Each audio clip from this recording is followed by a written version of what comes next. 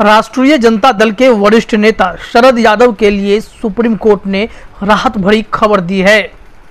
राजद में अपनी पार्टी को मर्ज करने वाले सांसद शरद यादव की अपील पर सुप्रीम कोर्ट ने बेहद नरम रुख दिखाते हुए केंद्र से आग्रह किया है कि वो उनकी अपील पर सहानुभूति पूर्वक विचार करें। केंद्र सरकार ने शीर्ष अदालत को सूचित किया था कि दिल्ली में सरकारी आवासों की कमी है और पशुपतिनाथ पारस इस बंगले के खाली होने का इंतजार कर रहे हैं।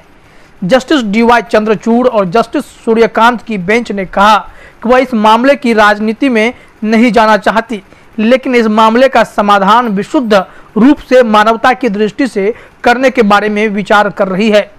अदालत ने सोमवार को केंद्र सरकार को यह बताने को कहा कि पूर्व केंद्रीय मंत्री शरद यादव को मानवता के आधार पर सरकारी बंगला खाली करने के लिए कितना यथोचित समय दिया जा सकता है। वह कई रोगों का इलाज करा रहे हैं। शीर्ष अदालत ने यादव से कहा कि उन्हें हलफनामा देना होगा कि वह निर्धारित तारीख पर सरकारी बंगला खाली कर देंगे। केंद्र की तरफ से पेश ASG संजय जैन ने कहा कि वह केंद्र से निर्देश लेकर आए कि शरद यादव को कितना समय दिया जा सकता है। शरद यादव की ओर से पेश कपिल सिब्बल ने कहा कि उनका कार्यकाल जुलाई में खत्म हो रहा है।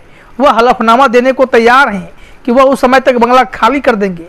सिब्बल ने कहा कि शरद यादव को हर रोज डायलिसिस से गुजरना पड़ता है। कोविड के दौरान उन्हें वेंटिलेटर पर रखा गया था।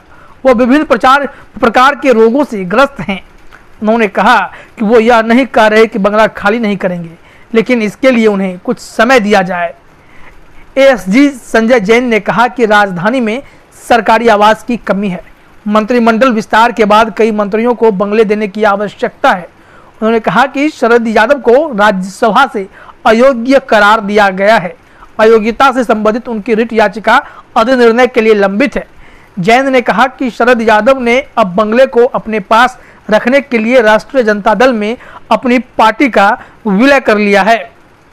आपको यहाँ पे जानकारी दे दें कि यह चर्चा काफ़ी जोरों से है कि शरद यादव को बहुत जल्द राज्यसभा भेजा जा सकता है। राष्ट्रीय जनता दल इन्हें राज्यसभा का टिकट देगी और वहाँ भेजेगी भी, क्योंकि बिहार में जुलाई में कुछ सीटें खाली हो रही हैं, जिस पर राष्ट्रीय जनता दल शरद यादव के लिए अच्छा प्लान कर रही है। आपको बता दें कि कई दल के लोगों ने शरद यादव के लिए यह अपील की थी कि उन्हें राज्यसभा भेज दिया जाए। उनकी तबीयत भी ठीक नहीं रहती है और इलाज में उनके काफ़ी पैसे भी खर्च हो रखे हैं।